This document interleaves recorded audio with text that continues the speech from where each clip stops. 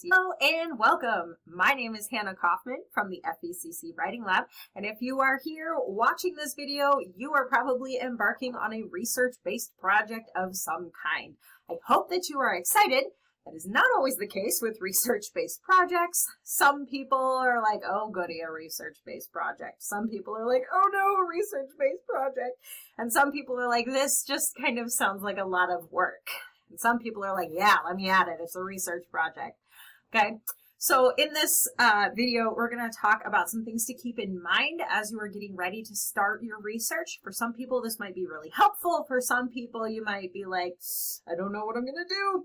So we have some other resources to guide you as you go. One of the first things that we want to think about when we're getting started with a research-based project is, of course, what's the point? Why do I always have to do research-based projects? Some people are like, I don't care. My instructor probably doesn't care. Why do I have to go out and find people who said stuff and regurgitate it on paper? Doing research in the college environment is a little bit different from research projects that you may have done in high school or in other academic pursuits.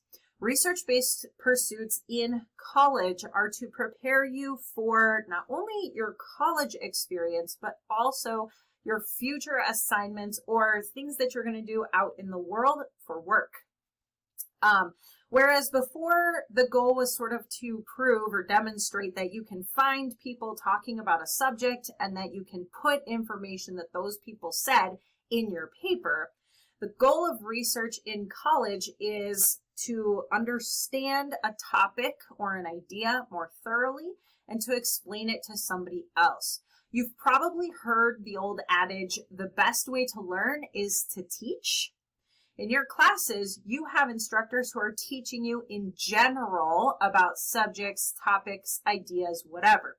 But if you're in a writing class, maybe a psychology class, if you're in an honors class, you're going to be called on to write a research paper where you have to come up with an evidence-based understanding and approach to a topic that's different from what your teachers are telling you. You probably need to find a specific area of the subject you're talking about. Let's say you're in a communications class maybe, and you have to give a research-based presentation. You need to find an aspect or element of communications and find something it affects and talk about it thoroughly. If you're in a writing-based class, for instance, in my classes, I assign my students to write about social issues. You need to find a social issue that you're passionate about. You need to find an area of that social issue and talk about it broadly and thoroughly. So you've probably heard of this type of research and discussion titled something like a persuasive discussion or an argumentative discussion.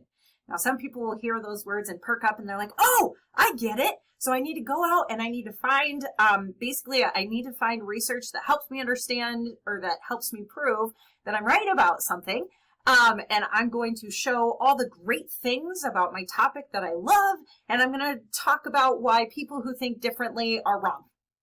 Not everybody thinks this way, but it's really important when you're writing a research-based discussion not to focus on proving other people wrong, okay? Because I said before, the best way to learn is to teach. As instructors, myself, your teachers in your classes, etc., we've spent a lot of time understanding our subject matter. If you're in psychology, your psychology professor has probably a master's or a doctorate in psychology. They had to learn a whole lot of stuff about psychology before they could go into a classroom and explain it to somebody else. I had to learn a whole lot about writing before I could walk into a classroom and explain it to somebody else. I had to form my own knowledge.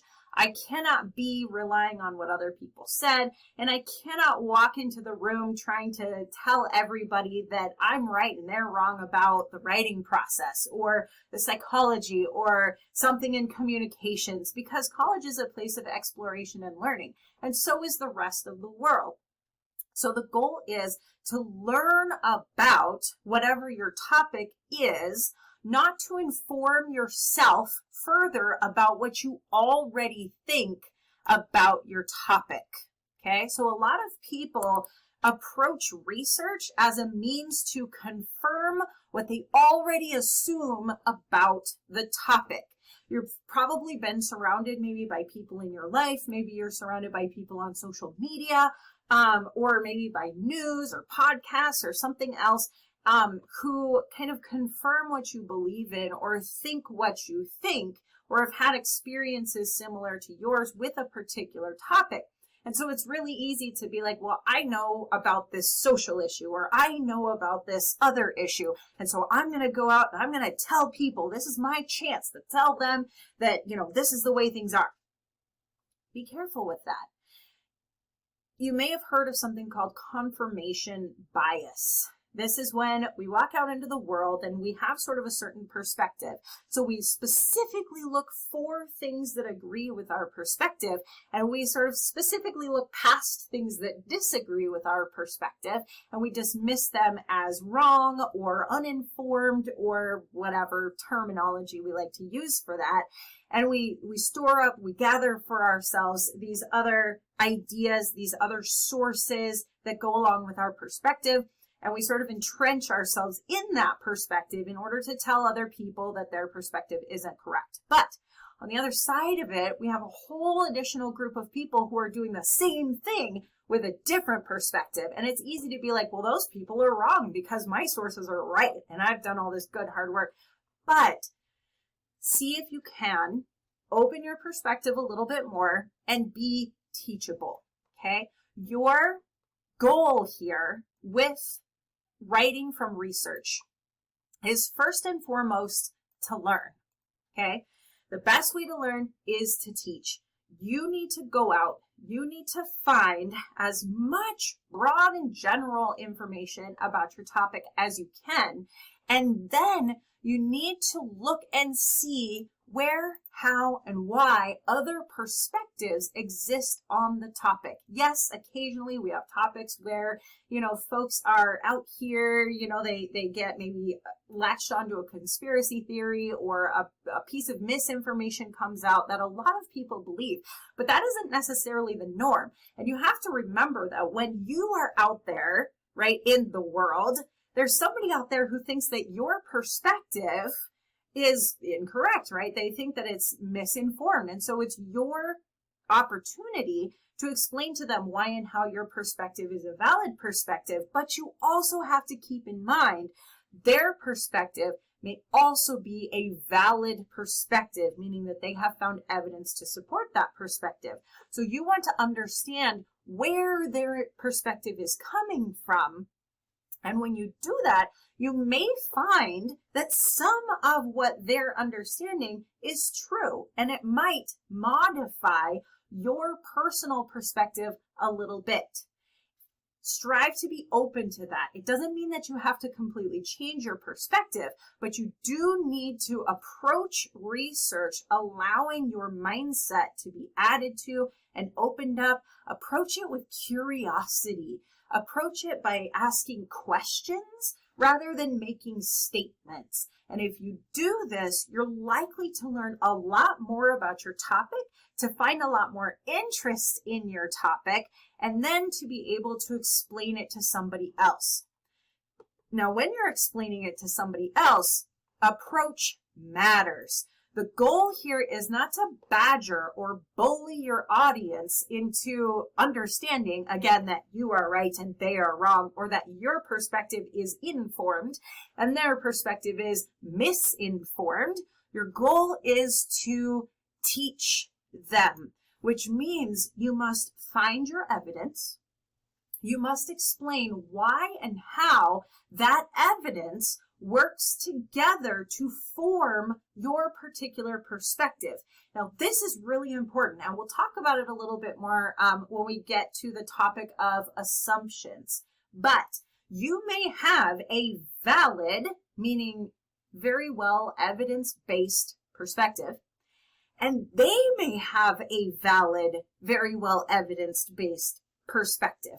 So your goal with research is only to find the evidence that works together to explain this particular perspective. It's not to come at somebody with a different perspective and say, therefore, your perspective is incorrect. They can be equally well supported and equally correct, which may seem very strange. And we will encounter that further with as we go along in this module.